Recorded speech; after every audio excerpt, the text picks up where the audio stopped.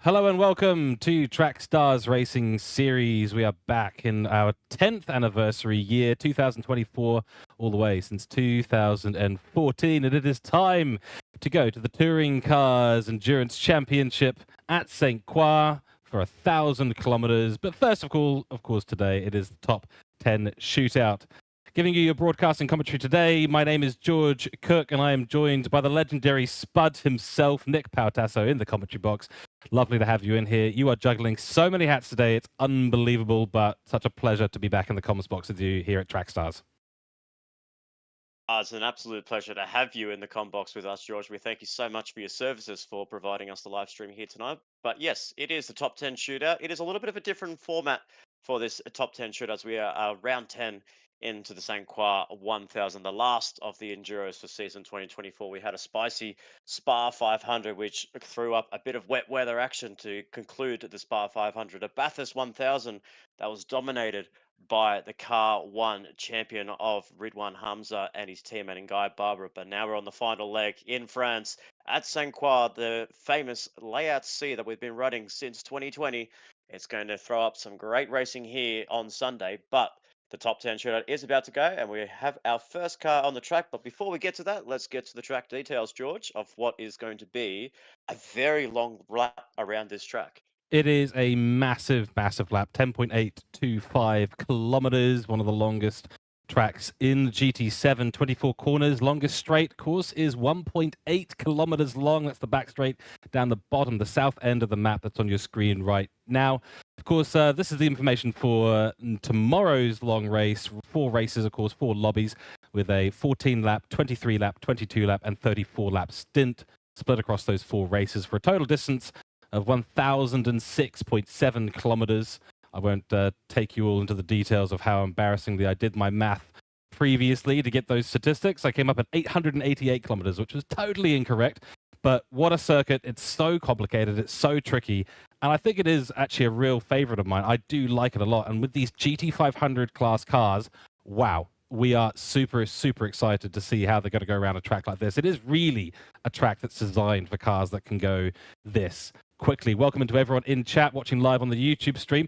We're about to go to our first hot lap, and of course it is Night Walker out there, Nick Scutt, and we're going to go on board with him right now and get this all going. Okay, so here we go across the line. He's done his out lap. Now it's time to get things going. Let's go on board and get this qualifying underway. First corner so tricky. Not in these cars. You just turn the corner just that ever so slight bit. This is the first tricky braking zone. In we go. Pretty decent run there, but a little bit odd on the exit. Not an ideal way to start, but it's all be made up for in the next 23 or 22 corners in this lap, and this will be the benchmark. Of course, Nick Scutt here did qualify in 10th yesterday in the general qualifying session. Only the top 10 from that go on to the top 10 shootout today. Nice run there through turns 5 and 6. This is where things get a little bit tricky. It's a medium speed section through here and down into the hard braking zone. One of my favorite braking zones, actually, because it's just the car wants to go anywhere but in the direction you want to take it. Of course, the GT500s with the aero that they have, able to nicely cut through the air, make their way through into the essentially what is a double apex corner here.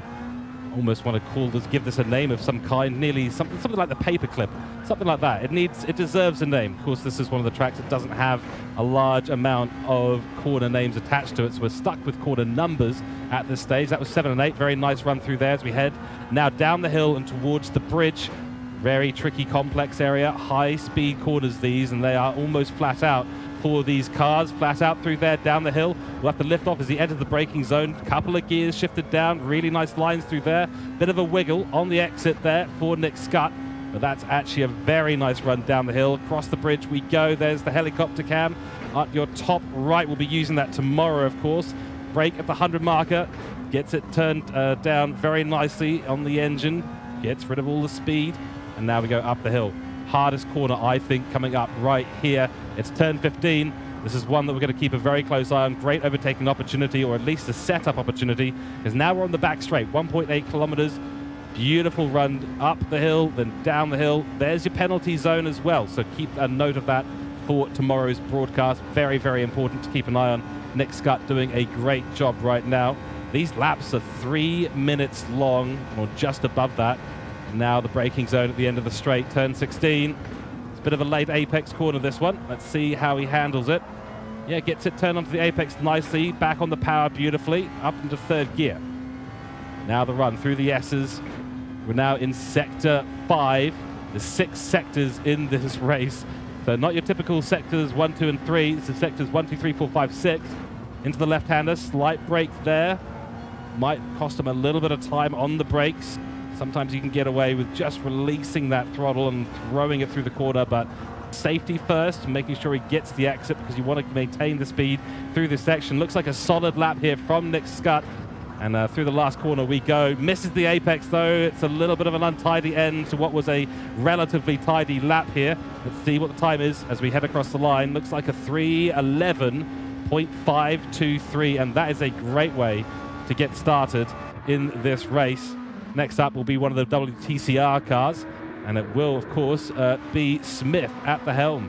Nick, that was a pretty tidy lap from Nick Scott. Now it's going to be over to WTCR cars to see if they can take that top spot.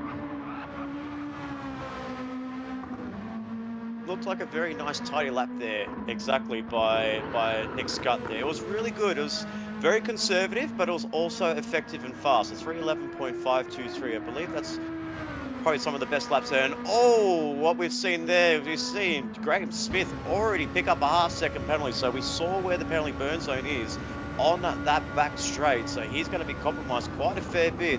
It's not what you want on the first of the hot laps, but as he's about to enter turn 2 and on to the first section of sector 1.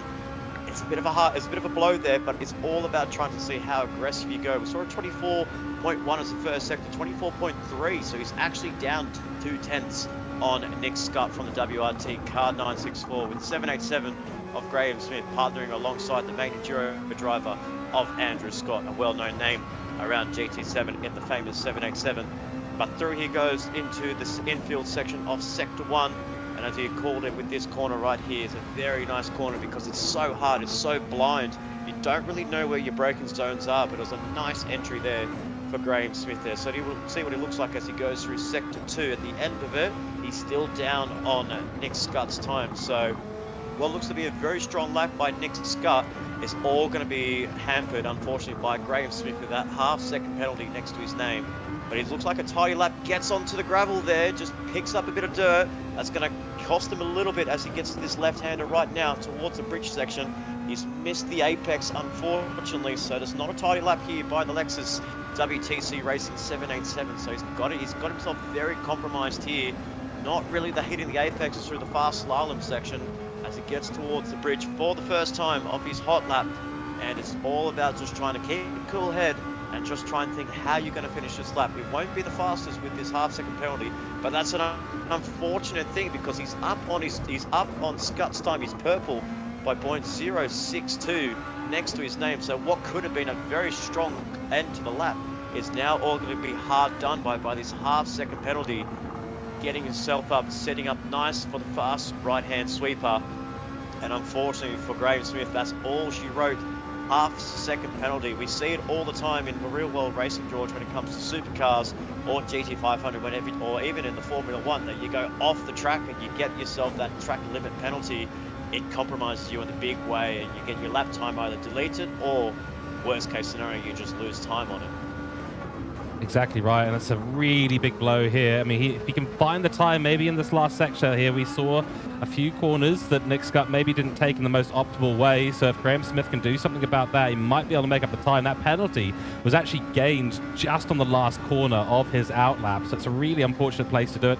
Cut the corner massively, trying to hold as much speed across the line as possible, but it just did not work out. So a bit of risk reward there for Graham Smith. Nicely done through the apexes, though, in the S's. This is a beautiful Sector 6 here and Sector 5 by Graham Smith. This could well be still a decent time, still a competitive time. It's going to be a 3 minute 1x, that's for sure. Certainly not in the 20s. He's down across the line. Let's see what this time is going to be. Is it a 12? I think it will be. It is, and that 0.5 second penalty costing him massively. So a 3:12.346. That is just under a second distance between him and the car driven by Nick Scott. So not ideal there at all from him, but you know, as always, the race can make it up a little bit later on, but certainly it's going to be a bit of a slow time in this very competitive qualifying session.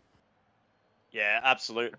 Yeah, absolutely. And it's going to be very important because it's a very competitive lap there by Nick Scott. We saw a lot of drivers roughly around about that 3:10, 3:11 mark throughout the qualifying stages. I think it's really actually quite a good banker lap here. So I think Nick Scott can definitely hold his head up high. And I think for him as well, it's going to be a big confidence boost because he struggled a little bit at Bathurst with his co-driver in Gordon Scott, but now he's got David Scott next to him.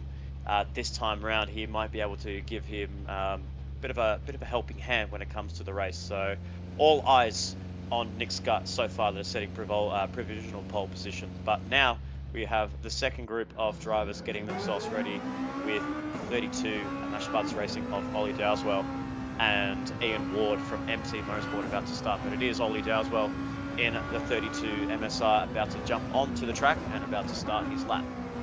Exactly right. First, of course, he'll go out for his out lap, so we get the pleasure of watching some slightly more scenic views this time instead of being stuck in the cockpit, which I think is actually really nice. I think it's the way that qualifying top 10 shootout should be done. Look at a little bit of tyre warming there from the MSR team, making sure that they're in optimal condition for when they do get to the later parts of the circuit, holding a little bit of that extra speed. But yeah, no, honestly, it's for MSR, this is a bit of a redemption drive after Bathurst, which was actually a pretty good overall race, but it had its ups and downs, and I'm sure this team, including yourself, will be looking for maybe a bit more of a consistent weekend at St. Croix. Yeah, and absolutely. And, you know, we had the highs of the number 5 of Federico Crestdale and HBR in KH Lamb, who they got themselves in a very good position, actually one of their best performances, 4th overall at Bathurst. But unfortunately with the 32 and the complications that we had throughout the whole race, we finished outside the top 10, which is a bit of an unfortunate end to our Bathurst campaign. We showed some good promises in the 32. The car had potential and the pace there, but just unfortunately consistency is what we lacked.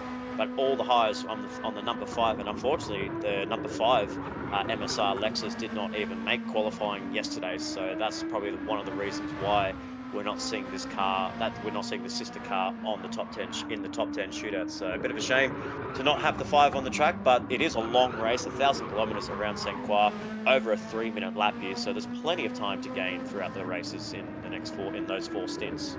Yeah, I think it's a really good comparison to look at St. Croix and Bathurst, 2 very complicated technical circuits. Obviously, Bathurst a lot shorter in terms of its race distance, but no less complicated, that's for sure. I mean, here it's so many high to medium speed corners, so you're really banking on using the area of the car, using the tires that little bit extra, focusing on the exits to maximize the speed of these GT500 class cars. Whereas Bathurst, there's a lot more low-speed corners, and that can throw a few curveballs. But I think the cars are maybe a bit more at home here at St. Croix, so maybe a bit easier in some ways to actually be a little bit more consistent, especially with some of those straights. There's opportunities for overtaking nearly everywhere on track because of the nature of the circuit. But it's going to be a good one, I think, here at St. Croix. And of course, slightly fewer laps in each of the stints. But in terms of the time overall in the race, going to be, you know, pretty much equal length. That first stint of 14, going to be a bit of fun for most, I think. Interesting, few little tactics being used here to just to warm up the tires and the brakes and all that sort of stuff. So Ollie is doing all that he can to make sure this hot lap is going to be perfect. I'll tell you what, this is the first time that Ollie is jumping into Lexus. He loves this. He's been my co-driver for the last year, and he was the second driver and the teammate to myself in 2020, 2021 in the Lexus. So he absolutely loves these cars. It's a shame not to see him back in the main series, but he's having a good hard go in the Lexus and he's ready to slog it out. Even though the tire wear and the fuel burn is off, it still affects the tire temperatures. So it's something to keep an eye on, as we're about to see Ollie Dowswell in the 32 start his lap here at St. Croix in the top 10 shooter as he goes onto the pit straight. And as he called it here, the cars are just basically turning slightly. You can just use your pinkies, you can use your little fingertips just to turn the steering wheel. But into turn 2, a very nice entry in the corner, very aggressive there, gets a little bit of a snap just to settle the car onto the first part of the first straight, going to the end of sector 1. And we're looking at about a 24-1 as the best delta. And there we go, 23.8, so 2/10 clear over Nick Scott. So Ollie Dowswell, the first part of the section is going to really help you, but he's just missed the apex there. Turn 3 to clips the Armco for good use as well, just to try and straighten the car up a little bit. The car seems to be getting away a little bit in these in the last few corners, but we're still a long way to go to the end of this lap. We saw Graham Smith was lagging a little bit of time through sector 1 and 2, but he gained a lot in sector 3. See what Ollie Dowswell can do when he gets to the sector. He's 0.46 up on Nick Scott's time as he comes through the double left-hander, as you're calling it. It's kind of like a paperclip corner. It is very similar, reminiscent, just the cars just turning. He gets onto the gravel, and that's going to really get the tires very dirty as he comes towards the left-hander going into the bridge section. Misses the apex there, so that's all the drivers missing the apex at that corner there as they come towards the track, towards the bridge. Clipping the apex there, left, right, the fast slamming. And as you get onto the bridge entry for the first time, you don't want to... Oh, wow. Very taily there for Ollie Dowswell's really struggling to get the dirt off his tyres, but he's lost a lot of time there. He's 0.14, still purple, but he lost 3/10 in sector 3 alone, so not the best lap. It still could be a very strong lap here for the 32, but he really compromised. He lost a lot of time through sector 3, and then hugging the inside there very nicely there, just pretty much hugging the Armco on the right hand side as he goes down what I like to call the long neck straight. It's a bit of a funny joke that I have with my mates on here, that by the time you get to this straight, you can down a long neck in one go without any problems at all. So down the long neck, Ollie Dowswell goes, plucking through the gears there. The car is rev limiting at 288 kilometers an hour. You can just hear the car bashing the limiter hard on the brakes as it goes through the final section of the track. Very nicely flat through all this section here, just keeping the car planted and just hoping and relying on the downforce package that you've brought to this track as it comes towards the final sector now. 0.63 now. Oh, as he drifts the car through the last couple of corners, the back end just slid out of the 32.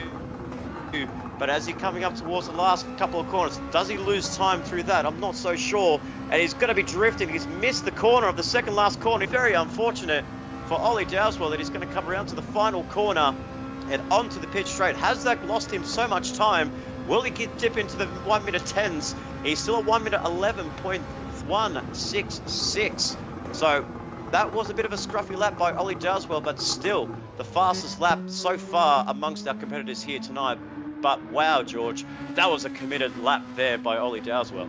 I think the word for that is aggressive, and he put everything on the line. Usually we say everyone's using 100% of the track. I think Ollie was using about 105% of the track on that lap. Every single gravel trap he could possibly get away with running into, he ran into. Somehow managed to get away with that, scrape with the barriers, and it was at the end a very, very nice lap. Could have been so much more. We saw him nearly 0.6 of a second up through parts of that lap. So if he had held that all the way to the end, he would have easily been in the 310s, but nonetheless, aggression has put him into pole position for the moment as we now go on board with Ian Ward. And this is going to be a feisty lap as well, I suspect. Let's see how this GTR is going to handle some of these corners. Should be a nice, interesting lap. He's immediately missed the apex at turn 1, technically turn 2, into the barriers, and that is nearly a write-off from the beginning. No sooner had he crossed the line, no damage. That is incredible. So there's no damage on the car, but that is going to be damage on the lap time. It's going to be at least a few tenths, if not more. All of that's going to have to be made up in the next 5 sectors. Does actually get away with that little squiggle on the exit. Still not too bad, still recoverable at this stage. But what does this cost him in lap time of that first incident? He was 45 degrees into the barrier at turn 2. Not a place that you want to be sending yourself early on in the lap. At the end of the lap, you can just get away. We saw that with Ollie, and he was able to get away with a few scrapes of the barrier, but 45-degree angle, not ideal. In we go to turn 7. Does get it turned in pretty well there. Actually, no running off onto the greener grass on the outside line. Does he hit the gravel trap? He does. Gravel. And actually, it's a little bit more gravel picked up there than Ollie did in the previous lap. That does mean these left-handers going to be a bit compromised. No apex to be seen there, and the back end steps out, having none of the acceleration put in. So it's a sketchy lap. It's here, it's there. How will he navigate down the hill? Misses the apex there. He's a bit shallow into the braking zone. It's going to compromise on the exit. Does miss the apex as well. This is a scrappy lap from Ian Ward. He's not going to be happy with how this lap has gone so far, but he's still got more than half the lap to navigate, still got plenty of time to rectify the issues he's having so far. Might just need to get his head down, focus on that next corner. There's another barrier impact. That makes 3 so far in this lap for Ian Ward, and in another inconvenient place where you need to be holding the apex speed up as much as possible, reasonably smooth, but I think there was a scratch, some more paint left on the barrier on the inside line on that right-hander and down the long neck straight. By the way, we do need to time that. I think in the commentary box tomorrow, in the last laps, we do a bit of a timing on the long neck straight. Nick, try and prove whether your assumption is right or not. But nonetheless, Ian Ward continues. Some limiters maxed out, 287, 288 kilometers an hour, nearly gets to 290 on that straight. So he's got a really good configuration. No apex to be found there into turn 16. Now into the S's we go. This is going to be a very interesting bit of the circuit. Will he go full aggression like he has been, and how much time does he think he can find by increasing his velocity through the S's sections here? Couple of downshifts there as he heads through turn 21 into 22. Nice line through there. Last couple of corners to go. This is turn 22, 23 now. Does miss the apex. He's run very wide. Oh, keeps the car under control though, and that will be across the line eventually, safe and sound. But what is it going to cost him in terms of lap time? We'll see in a few moments' time. I'd be surprised if that's a 2:11. It's not even a 2:12. Oh, it is a 3:12. Only just though by a few hundredths of a second. And I think, yeah, that is a indication there of the frustration Ian Ward is feeling, because the number 7, we know how quick this car is.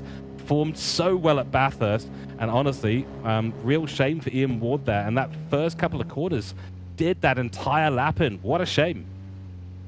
I mean, yeah, it's all that whole second group there was really struggling with the pace and really keeping their cars on the track. So both Ollie and Ian really struggled with the heat of the heat cycle of their tires, and they must have just overheated their tires throughout the warm-up lap, and that's why they just struggled. The braking into turn 2 for Ian Ward just was so fast. I know Ian is a very aggressive driver when it comes to qualifying, but at the same time, it was very unlucky for him just to have his lap compromised. It's just corner after corner, and I think what he was trying to do, he was just trying to save the lap, unfortunately. So he was trying to save his lap and trying to see what he can get, but unfortunately 2:12.9 as your fastest lap, the slowest of the lot. And remember as well, Graham Smith in the 787 copped a half-second penalty. So for Ian Ward to be dead last and almost a 3:13, that's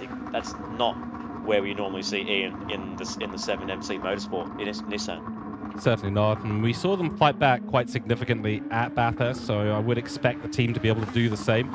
Now looking at, of course, Ryan Palmer.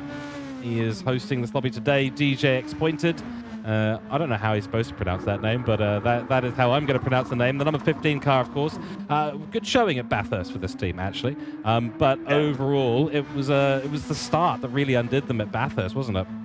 Yeah, absolutely. So obviously Ryan Palmer wasn't actually in the car at Bathurst. He was actually in the real world, doing some marshalling and doing some official duties at Sydney Motorsport Park in the old Eastern Creek circuit.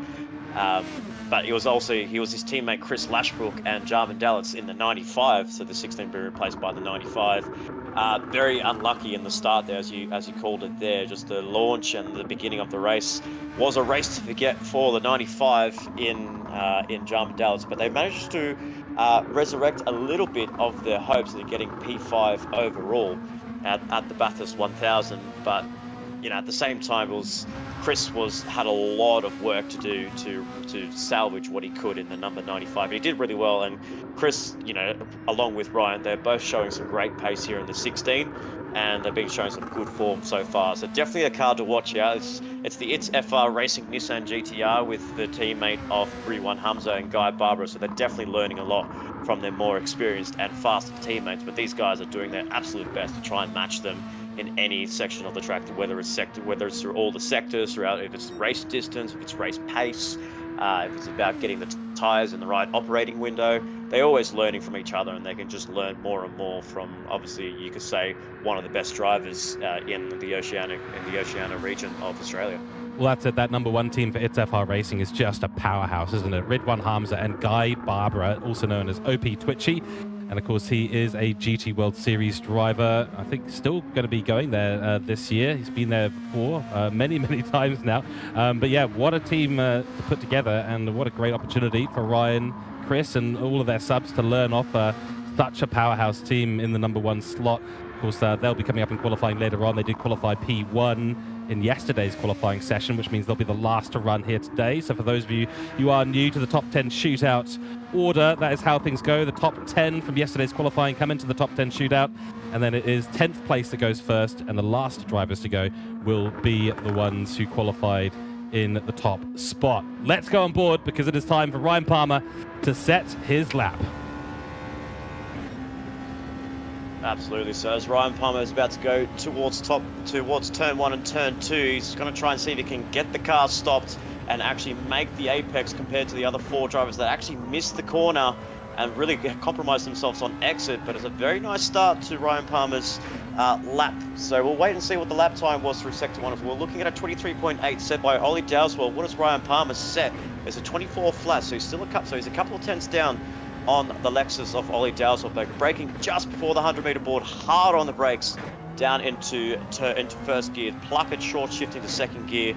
Nice apex there by the 16, but around the corners he goes there. This is the tricky section. This is the section where you need all the downforce on the car. It's a very tricky circuit as well, just to see what levels of downforce you run, whether you run a low downforce setup, run a high to mid downforce setup with this track. Obviously compromised with a lot of straights, but a lot of fast flowing corners there. But he's looks to be working so far. He's 0.018 up on Ollie Dowswell's time. So it's all about just trying to hook the sectors here. If he watched Ollie's time, he knows that he was struggling through the last section of the track. So all he needs to do is keep it calm, keep it clean, make the apexes. He didn't even touch the gravel there as well, George. So that's very good on Ryan Palmer's side there. And he actually clipped the apex there. So very nice. So he's got a very good run through the slalom section before the bridge as he waves the car through there, hard on the brakes through second gear, short shift to third to get the power down as early as he can to initiate the turbo on the Nissan GTR as he comes towards sector 3. The timing sector is about 0.9, so that's a huge time gain for Ryan Palmer. He can see that on his Delta flashing on his timing screen, so all he needs to do now is just play the safe game. Do you go safe? Do you go aggressive? Do you want to make sure you get ahead in pole position or start on the front row with your teammate? We'll have to wait and see, but it's still a very good time by Ryan Palmer as he goes down towards Long Neck Straight. The car 16, but he's now 0.53, so he's actually lost time through that section there. So Ollie Dowswell must have gained a lot more time through sector 4. But coming towards the end of the Long Neck Straight, we can see the speed difference. He's clocking about 284 kilometers, so that's 4 kilometers less than Ollie Dowswell. So you can definitely tell there's a bit more downforce on the Nissan GTR. So will this work for him when it gets towards the last final sectors of St. Croix, the layout C version, this 10.8 kilometer section of this track? It is in the region of France, but he's 0.2 down, so you can definitely see the downforce hampered him on the back straight. So can he still gain time for these last couple of corners? We did see Ollie Dowswell really slide the car through the last couple of corners there. Ryan just needs to play it safe, get on the throttle as early as you can. I think that's a very nice sub corner, second to last corner. The final corner is where it's crucial, and exiting the corner there, I think this is going to be a very good lap here by Ryan Palmer. As he's about to cross the line, he's about to hit the 2-minute 10s. It is a 3-minute 10.276 So well done to Ryan Palmer. That was a very good lap there by the Nissan GTR driver and a very strong lap by the 16. Wow, that was a super, super tidy lap there by Ryan Palmer. Absolutely stunning stuff. Yeah, he lost a bit of time into turn 15, did clip the wall. That's why we suddenly saw that Delta jump down, so it could have been even better. But that is a fantastic time. The first car into the 310s is going to be Ryan Palmer, and he is going to take pole position for now. And we will switch our attention to this car right here, because Wade Von Duve is about to start his lap for WTCR. Of course, the 117 car, sister car to the 787, and hoping to get themselves well up the grid. They've showed so much potential, so much pace in these WTCR cars. The tuning has been absolutely brilliant. Let's see how he fares into lap or turn 1 on his hot lap. Pretty decent there. Not sure if the exit was as good as it could have been. When Ollie and Ian went through there, it was so aggressive. They were able to take so much speed through that apex. A little bit more conservative from the others, a 24.1, so it's actually slower than Ryan Palmer at this stage. Now into turn 3 we go. Sector 2 just about to start. Tidy through there is Wade Von Duve. And I think this is actually going to be, hopefully, if he can keep this nice and clean, we'll have this group 3, Ryan Palmer and Wade Von Duve both being the cleanest laps that we've seen so far. Certainly Ryan's holding that crown right now. No gravel was touched. Most of the apexes were hit. One was hit slightly too hard by Ryan Palmer, but it didn't affect his lap too much. And what a distance he's put out on the rest of the field. A little bit of a missed apex there as we head through into turn 7. Now turn 8 gets it turned in, but he's missed the apex there too. So just turning it a little bit too late, not quite synchronized with where his braking zone is through there. Won't cost him too much time. Now down the hill into the left-hander, no apex there. It's going to have to give it a bit more steering input. Does so to avoid the barrier on the right-hand side. Now, we saw Ryan Palmer going really quick through here, but he focused on getting that line. Nice turn in there. Well timed by Wade Von Duve. That means he's opened up the corner into the bridge very, very nicely. Not quite as smooth on the throttle. A little bit unsettled from that inside apex. It's a tricky one because the cars do tend to bounce over that curb on the inside line very, very much. 140 was on the board there for that sector timing. So not looking too untidy whatsoever. Question is, what will his top speed be down the long neck straight? Can he get through this double apex right-hander without clipping the barrier? Really tricky. He's gone a little bit wide there, but he's held the apex speed actually pretty well. You can do that. You can get away with it, but it will cost him just that little bit of time. Let's keep an eye on the total velocities at 270 right now in gear 6, maxing it out to 80 kilometers per hour now down the straight for Wade Von Duve. So far has set no purple sector times. That means he is definitely going slower than Ryan Palmer, who's currently in P1. Shift down very nicely and through the corner we go. It's looking nice as we head through the S's section. 2 minutes and 33 seconds on the board. I want to keep an eye on turn 21. Ryan is taking that the nicest so far. A very short lift and very short shift down. Will it be 2 gears? No, it's 1 gear for Wade Von Duve. That is the way that we expect that corner to be taken. It's very clean, it's very tidy, and this is looking quick. But I don't think at this stage it's going to be quite as quick as what Ryan Palmer was able to do. A little bit drifty on the exit of 22. Now into 23 and 24. Will it be clean? Will it be tidy? This is what you want to end your lap on. It is. A little bit of extra steering input into the car and across the line in a few moments' time. Will it be a 210? I think it will be. Oh! It is by 8 thousandths of a second. He's actually taken pole. Wow, what a lap there. He was down on all of the sector times to Ryan Palmer, and in that last sector, he goes, bang, take that. And I've set the fastest lap so far to set provisional pole position. Well done to Slapper's mate 117 and Wade Von Duve in car 117. That lap came out of nowhere, George. What a stunner. That's astonishing. I mean, it literally was in that last sector, which is also one of the shortest sectors on the track. And I think it might have been that turn 21, 22, or at least maybe the speed he held into 23. And it just did it for him. It did it for him by absolutely nothing. 8 1,000ths of a second was the difference there. And that is a monumental statement.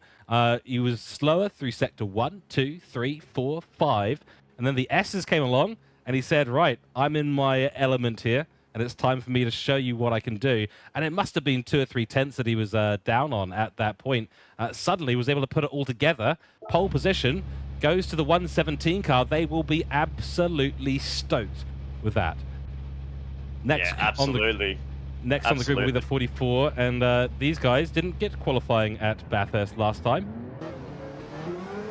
No, absolutely. Well, no, these guys did do the They did get to the qualifying, but it was the sister car, the 56, that didn't make qualifying. It was the 56. Okay, yes, that's right.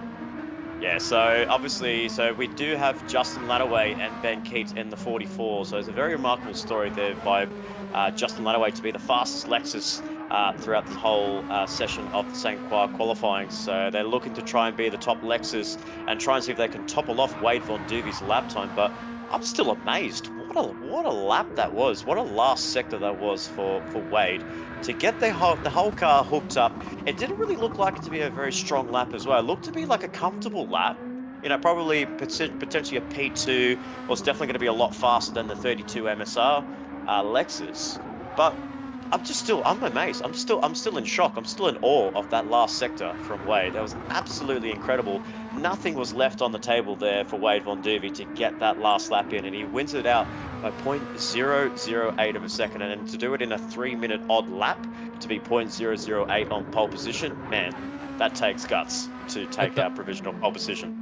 It certainly does. I think Ryan Palmer will be a little bit gutted with the margin between him and pole position now. But yeah, it was literally the last few corners. So 24 corners at St. Croix, and it was the last. And you get it in the last 2 corners. Yeah, literally in the last couple of quarters. A bit messy there from Bazza.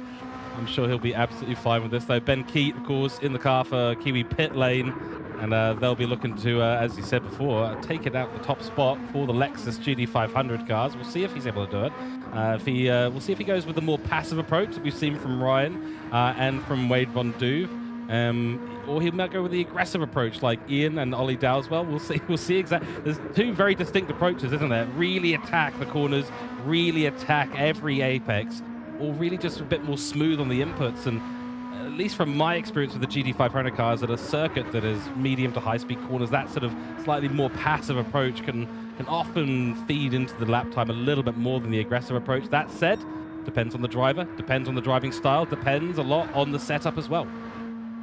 Yeah, absolutely. And we saw a lot of differences with the setup and with the cars' performances. So we can definitely see on the back straight what cars are hitting their top speed, what the pace is like on the end of the back straight. We saw cars as far as hitting at 288 kilometers before they got to the braking zone. A couple of cars, some with the higher downforce, we saw with Ryan Palmer about 283 kilometers an hour. So you can definitely see what everyone is favoring. They're favoring for the fast flowing sectors to get the power down, just to get the car turned into the corner, just to give them that extra bit of grip, front end grip throughout those sectors. And especially coming to the last couple of sectors here where we see Ben Keat approaching right now to start his hot lap, you need that little bit of extra downforce. You need a little bit more confidence to get the front end grip, especially when you're about to complete your hot lap.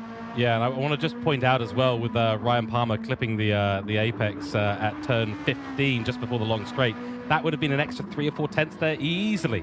So we're looking at lap times, top ones in the 309s here, Nick. That's going to be so rapid. Let's go on board.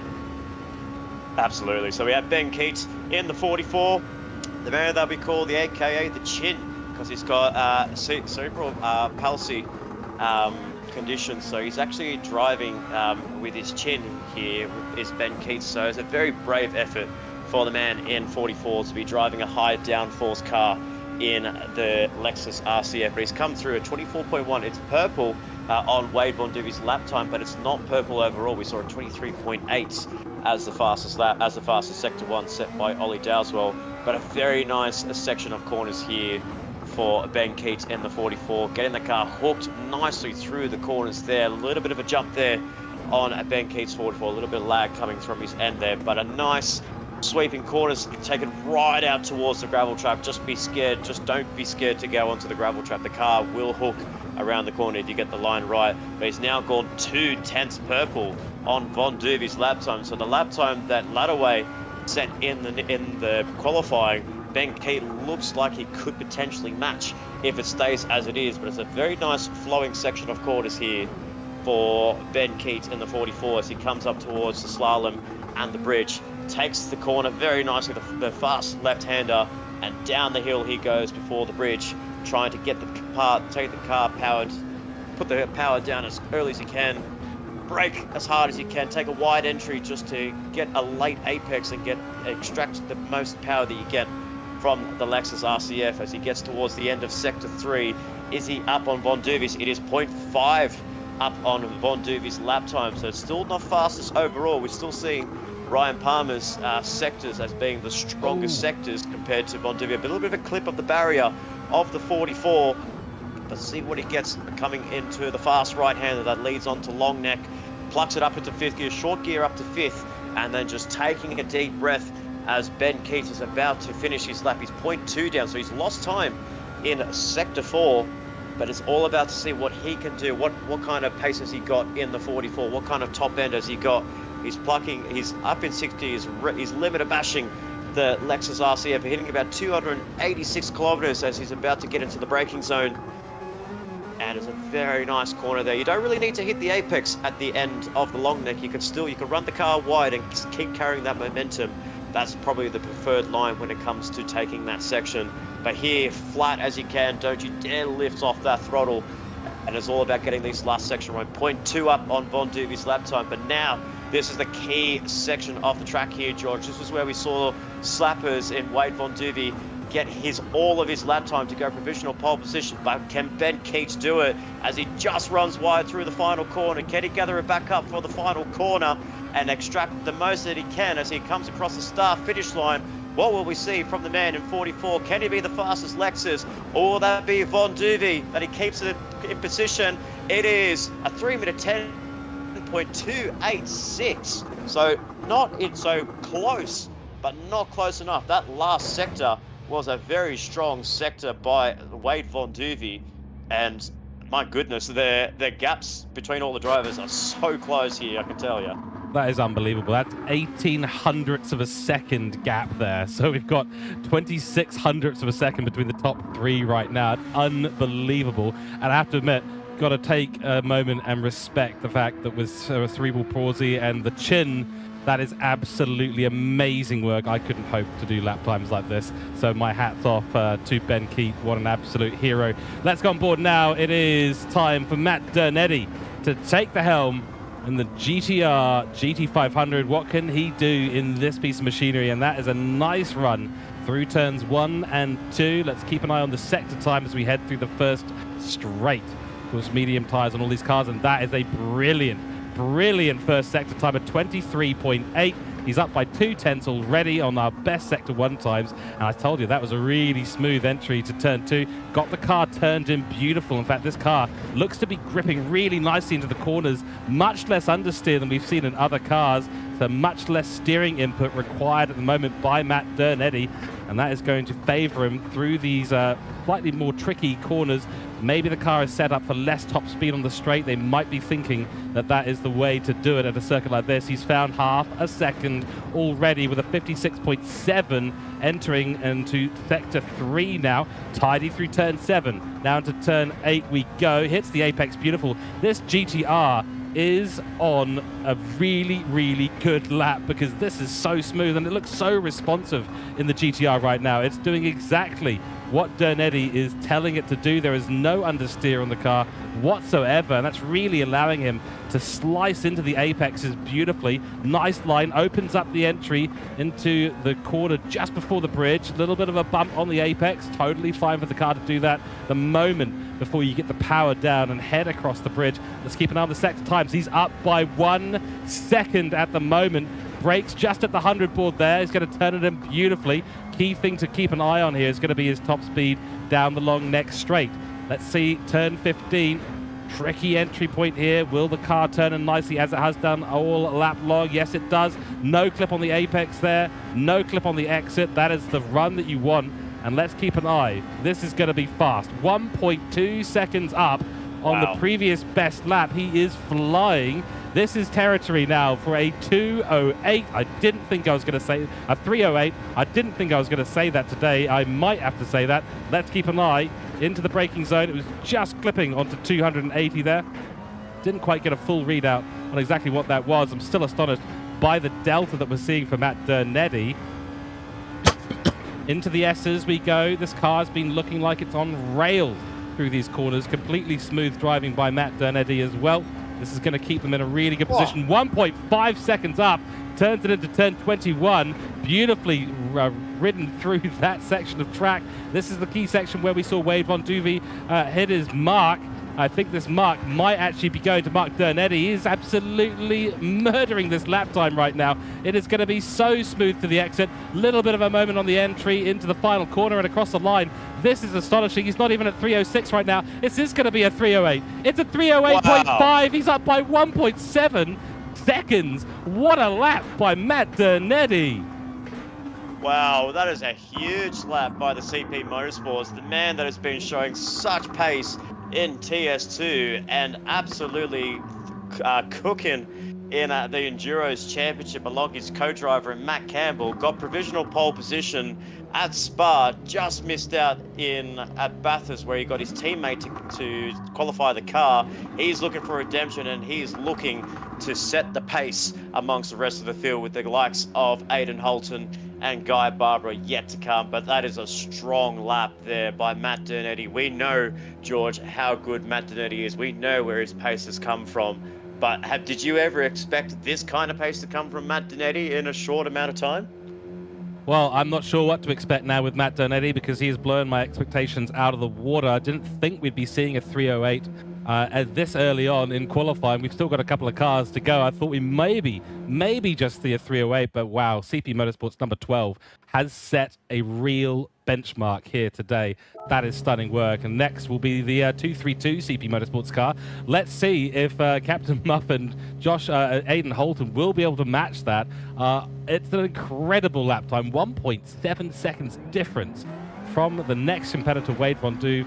3 cars were separated by 28 hundredths of a second, and he said, nope, you know what? Hundredths of a second? Nope, you're absolutely joking me. We're going to go with seconds here, and he's done it beautifully. I mean, it was such a smooth lap, and that GTR just looks so hooked up on the track. So very, very impressive work by Matt Dernetti. Now, of course, the number 232, who've also been having a very interesting time. Some alternative strategies used at Bathurst by the CP Motorsports 232 car. Both of the CP Motorsports cars, of course, in the GTR, the Nissan GT500. And this is going to have to be a bit of a mega lap. And we did talk a little bit about the passive versus the aggressive strategy there. That looked like he was playing some sort of relaxed music, like some sort of Stig joke off of Top Gear. It looks so relaxed for Matt Dernetti. He just was completely calm in the car, and the car was doing exactly what he wanted it to do. It looked like a struggle for a number of others through the qualifying. We saw a lot of sort of very, not rusty, but scruffy laps from a number of the other cars where the car just looked like it was understeering a lot. And for Matt Dernetti, it was just turning in beautifully. It did exactly what it wanted. He put the car exactly where it needed to be. And that's how you extract an incredible lap time around a 10.8 kilometer circuit. Yeah, that was just class demonstration of what the lap can be, what can be done when it comes to no tire wear and no fuel. Obviously, all the drivers last night in the qualifying really set their benchmarks on the low tank of fuel and very fresh medium. So we're looking at around about that lap time anyway. So Matt Dernetti's, if I have to look back, he did set a 3:08.512 in the top 10 shooter as he's done now. I'm just going back towards his lap time in qualifying. His lap time in qualifying was a 3:08.431. George, so wow, that's close. That is very close and very consistent by the number 12 CP Motorsports entry. And then to be able to pull that out in a one-lap shootout is really incredible work, and I'm sure Matt will be absolutely stoked because he knows that that's close to his ultimate pace. And when you're close to your ultimate pace after one outlap on higher fuel, on medium tires, yeah, you're going to be absolutely stoked with that. Now the question will be, can Aiden Holton do anything to upset the number 12 CP Motorsports car, and how close will Guy Barbara be? I mean, we know that Guy Barbara in the number 1, its FR racing car, is going to be lightning quick, but the question will come down to, can he be quick and get it done on the hot lap? I would trust Guy Barbara to get that done, but yeah, this is a tricky circuit. It's a long circuit. Small mistakes equal big deltas in the negative, so we shall see. Aiden Holton is the one we're focusing on now in the 232, the very green CP Motorsports car. with their new liveries, their new logo, and all that going. I love the look of the cars that they've got at the moment. And onto the main straight, and here we go for the hot lap by Aidan Holton.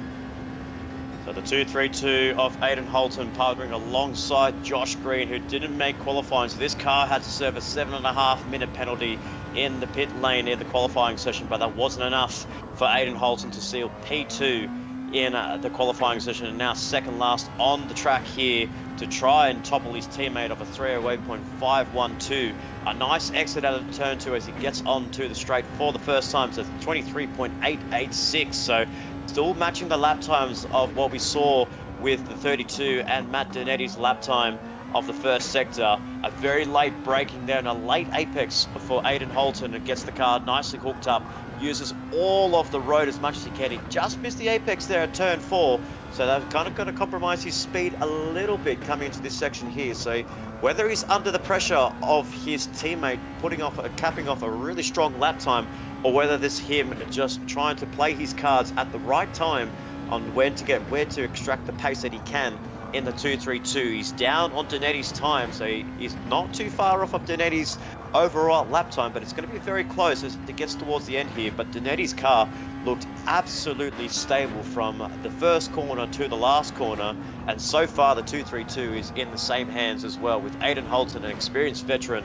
of Trackstars Racing Series, very well known around the community of GT7. He's here, he's ready to take advantage of getting onto the top step here at St. Croix. We got P2 with WTC Racing last year, but now he's back in the CP colours for 232 alongside Josh Green, and he's just up 0.048. So now it is game on between the CP Motorsports teammates at 308.512. What can Aidan Holton do as he gets to the end of Sector 4, which is this never-ending right-hander? Early on the throttle as he can. He short shifted up to 5th there just to try and get the traction down and get the power down as early as he could. Will that help him with his entry and onto the back straight? You bet it does. 0.156 up on Donetti's time. It's now a ball about getting that top end and getting hard on the brakes as you're about to approach this section here. Clocking 290 kilometers. I saw 291 on the 232. That is absolute speed by the Nissan GTR and the 232. That is phenomenal pace that this car has got. Will they be able to back it up in the next couple of sectors where we saw Donetti gain so much time in these last 2 sectors? What can Aidan Holton do as he's about to finish his lap here? It's 0.032, so it's still up on Donetti's time, but he's just run wide. He's clipped the grass a little bit. He's just gone a little bit wider. He just had to slow the car down a little bit just to try and get it back onto the tarmac there. Slides the car through the second last corner. Will that hurt him come towards the final corner? And in the overall lap times, we'll see what Aidan Holton can do. Throws the car into the corner for the last time. And can he match his teammate? Can he take pole position away from Donetti as he comes across the line? It's a 309 flat, a 309.036. And that last couple of sectors there, George, really compromised Aidan Holton's lap time, but it still shows Donetti's time was a strong lap, and the CP Motorsports driver was also strong as well. Wow, yeah, it was just that last sector, last few corners, and it just did not work out for Aidan Holton. He was pushing the car a lot. He had a bit of understeer as well, and that top speed was incredible. So clearly the car cut out more for the straight line speed, maybe rather than the corners handling. Now let's take a look at ITSARV Racing. It's going to be Guy Barbara in the car, the number 1. Starts its hot lap right now. This is the car that we've been waiting to see what the pace is from Guy Barbara. And into the turn 2 we go. How smooth will it be? It's very smooth, exactly what we'd expect from Guy Barbara. Let's see the comparison of Sector 1 times. Will it be close? Will it be just beyond the point? Let's have a little look. It's a 23.9. Not as quick as the number 12 right now. Still a full lap to go though, so a lot of time to get past and get through. A lot of corners to go in this lap. We'll see. That's a little bit more of the apex, and I think Guy Barbara might have wanted. Car looking really planted though at this stage. It's responding to the inputs nicely. No oversteering needed at the minute from Guy Barbara. So he's lining up and the timing beautifully for the inputs, what we expect from Guy Barbara and the number 1 FR Racing team in their Nissan. This is going to be fantastic. He's found time already, 2.5 tenths on the board right now for Guy Barber as he heads through turn 7. Now turn 8. Turns in beautifully. He's going to miss the gravel trap. Yes, he is. And now into the sweeping downhill section towards the bridge. A key section, got to turn in a little bit earlier than you might expect here, but he's done that beautifully. Runs a little bit wide on the apex, but not to any loss of time through there. How wide is he going to take the entry? Very wide, turns it in with a massive amount of force. There's multiple Gs being pulled through there. Really tidy through the apex. Cars lurching around, but it's controlled beautifully by Guy Barber. Let's see what the split time is as we head now across the bridge. It's 1 second up on the best time we've had so far. So forget all the comments I said about getting a 308 and maybe we won't see it. I think we might be seeing a 307 because Guy Barber is on rails right now. He is skating through the ice rink at maximum velocity with rockets on his back. This is what we expect from the number 1. How big will the delta be? He's on the back straight now. 1.4 seconds is the delta. Keep an eye on the top speed as we head down the long neck straight. Is he going to pull out even more of a gap? If he can keep pulling out the gap that he is right now, we could be looking at a 306. That is 285, just on limit at 285 kilometers an hour. Deep into the braking zone we go. Hits the apex beautifully.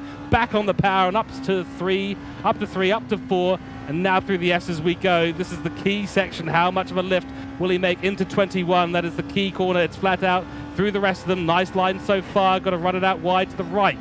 That's up by 1.3 seconds. He's lost a little bit of time. Runs it really nicely, though, through 21. Not quite as quick, though, I think, as Ryan Palmer. It's not going to matter, though, as long as he doesn't crash into a barrier and send himself to the shadow realm. It will be P1 for the number 1. Beautiful hit on the apex there of 22. Now into the final quarter we go. Cuts it beautifully, goes in deep, back on the throttle. This is going to be a fantastic lap time. He's not even at the light before 3:04 on the clock. It's going to be a 3:06.980, 1.5 seconds the delta. And we didn't expect a 3:07. We didn't expect a 3:06, but we got a 3:06. That is astonishing work from Guy Barber. Take a bow. Number 1 car. Wow. And number 1 on the grid for tomorrow's race. Wow. I don't think we need to say who's got pole position there, because what a stunning lap time that was for Guy Barber. The car looked absolutely hooked through those first few quarters there. Obviously, that first sector is the crucial sector, but he said, you know what, I'm down on the delta. I'm just going to make it up in the remaining sectors. And look what he did there. He put it into the 3:06. That's the first time we've seen a 3:06 in this session here at St. Croix for the St. Croix 1000. So that is a huge effort from Guy Barber to set the first ever lap time of a 3:06.980. Wow. I'm still in shock here, George. Not even I could picture a 3:06 being set in this lobby. But Guy Barber has just said, hold my beer, and I'm going to absolutely cook in this qualifying session. And we held that long neck very strongly through that section when we saw the delta get to a second by the bridge. I mean, it just goes to show how well he did through those first couple of sectors. It was really well hooked up. He's getting on the power so early in this Nissan. It's really nice to see the throttle control being applied by Guy Barber, and it's just bought him time. Every single corner. Did lose a little bit, though, through Sector 5, but it wasn't much. It was about a tenth he lost out. Still up by 1.3 seconds at that point, and yeah, across the line, 1.5 seconds. It was so hooked up in those last few corners. Yeah, absolutely. The car just looked absolutely on rails on rails as in planted. You know, the car just looked absolutely incredible. I don't know what they're cooking up at its racing FR, but if I have to say, it's just give us a bit of that recipe, because we need something like that. We certainly do. Everyone needs something like that, but Guy Barber and Ridwan Hamza, a special combination of special talents there at It's FR Racing, and a well-deserved P1 in the top 10 shootout. We're just calculating the provisional order for the top 10 at the beginning of the grid for tomorrow's race. Remember, of course, to tune in tomorrow from 10:30 a.m. AEDT. That's 12:30 p.m. NZT for those New Zealand drivers who will be tuning in. The broadcast will be continuous all the way throughout the 4 different lobbies we've got. It's going to be 14 laps for the first race, 23 for the second, 22 for the third, and then 34 for the final stint. So increasing order, it's going to be a great one. And starting on the front row of the grid will be the number 1 car. And of course, the brilliant lap there it was Matt Dernetti and the number 12 CP Motorsports car. So the number 1 and the number 12 starting on the front row of the grid. And we do have the order now. So Nick, would you like to run us through the top 10 order starting on the grid for tomorrow's race?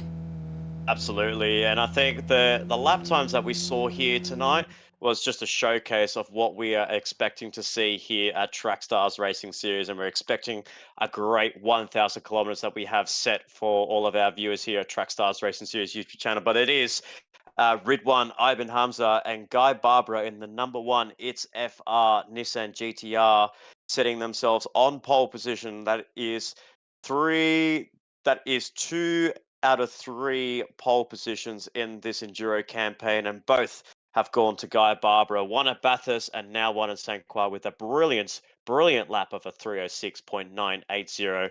And then in second place, we have the man that took pole position at the Spa 500, Matt Dernetti, with his driver in Matt Campbell. So the duo, the fantastic duo of the Matts in the car 12 CP Motorsports entry with a 308.512 lining up on the front row. And then in row 2, we have Josh Green and Aidan Holton put in a very good lap there. Aidan Holton was matching his teammate throughout the whole first 4 sectors, but getting to that last section of the track is where he lost 5/10 to his teammates. So a little bit too much overheating on the tyres there for Captain Muffin, and unfortunately just loses that position to his teammate in Matt Campbell. To Matt Donetti in position 2, but he lines up in P3. But I still have to give an honourable mention and a man of the match performance, Wade Von Duvey in Slappers Mate 117 alongside Rob Jacobs and the debuting Tim Crawford.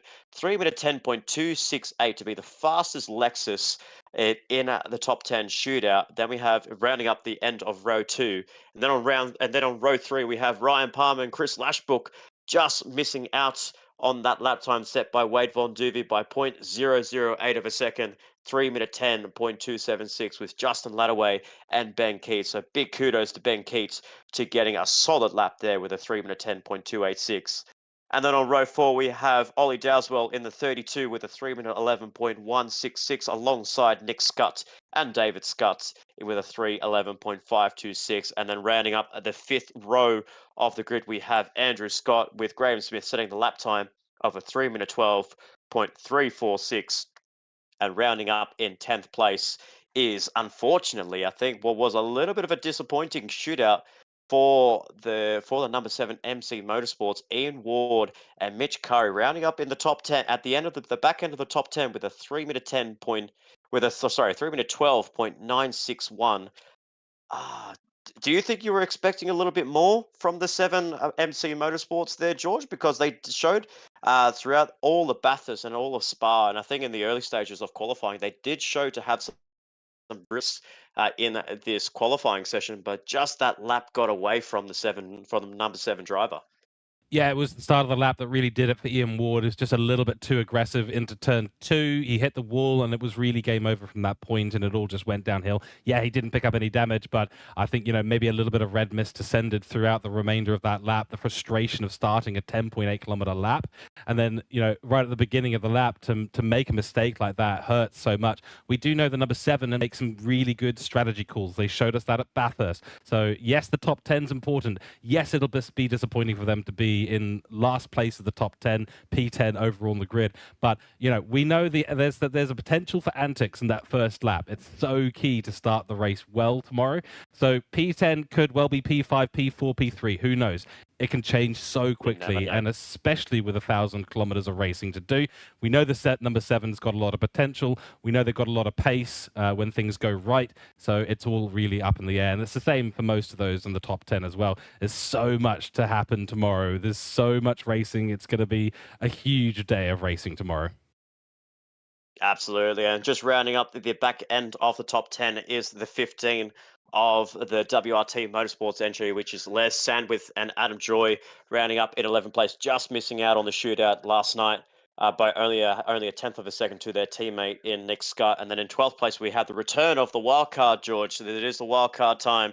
Make it PHE Sports, which is make it cheap in the replica of the super cheap auto livery that we saw at Bathurst. It is Ben Purton and Liam Hedges rounding up in 12th place. And then we have Jalen Natoli and Luke Hayden in 13th place. 13 drivers for tomorrow's race. The 14th driver in the 71 of the MC Motorsports will not be partaking in the St. Croix 1000. So we're down an entry, and we have 13 drivers ready to compete for this enduro to round off the enduro season, to round off this enduro championship. And what an enduro season it has been. I think I myself as the driver of the 32, I've really enjoyed this enduro campaign. It's probably been one of our fiercest and closest competitions that we have. Obviously, minusing what we're seeing with the number one, because the number one is an absolute freak show. I think everywhere else amongst the grid, George, I feel like it's been quite competitive, and I'm pretty sure that what you saw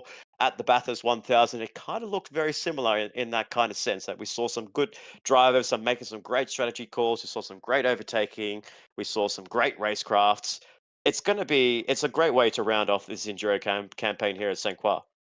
Yeah, and it's got its challenges of its own. St. Croix is not an easy circuit, so even those who are in the powerhouse teams may find themselves running awry of such a complex circuit, but nonetheless, it's going to be an exciting race tomorrow. 4 races. Remember to tune in here on YouTube at Trackstars Racing Series, live on YouTube from 10:30 a.m. AEDT. It's 12:30 p.m. NZT for all the racing action, the broadcast and commentary. It'll be myself, hopefully Chris Lashbrook and Nick Pautasso back in the commentary box all day with you folks to keep you up to date with the race progress and to manage the lobbies in the background. So we're very much looking forward to seeing what the racing has in store for us tomorrow. Qualifying's all good, but when it comes to endurance racing, as we all know throughout the season, it matters most when you get to the endurance race. So we look forward very much to that. Nick, before we round out the stream today, mate, you've been running this series in this endurance league. Obviously very, very satisfying to see such success throughout the season. Some final words before we head out of the top 10 shootout and go towards our race tomorrow. Yeah, absolutely. It's been a great honor to be running the St. Croix 1000 throughout the whole Endurance campaign as well. We can't thank enough our team behind this series in myself, Ryan Palmer, and I also want to give a huge honorable shout to the man that created this series, Trackstars Racing Series, Jarman Dallas. While he might not be with us here at Trackstars at the end of the year, we do want to send a big thank you to the man that has created this series, that has been a staple series on Sunday nights on the GT platform, whether it was GT, GT6, Project Cars, whether it was GT Sport or GT7. Trackstars Racing Series was always a home of racing on Sunday nights, and without him, we wouldn't be having any events like this that we're seeing in the endurance campaign. So without all of his hard work, Trackstars definitely would have fallen during the pandemic throughout the pandemic era. So Jarman has put in all of the effort and all of his time there. We can't thank enough. We can't thank him enough to help him out, for him to help us out for what is his last season as a Trackstars Racing Series member. And we hope to do him proud, as he's not with us at the end of 2024. So we hope to make him proud to what is going to be an epic end to the Enduro campaign. Absolutely. Yeah. So big thanks to all the team in the background. Thank you to everyone in chat. Hope you all had a fantastic time watching today's top 10 shootouts as we prepare for the 1,000-kilometer race at St. Croix tomorrow to end the season of endurance racing at Trackstars Racing Series for 2024. We're looking forward to it. We will see you all there. Big thanks to everyone and all the drivers. We'll catch you then. Have a fantastic rest of your Saturday. We'll see you tomorrow for Trackstars Racing Series Round 10 at St. Croix 1000. Thank you all so much, and goodbye.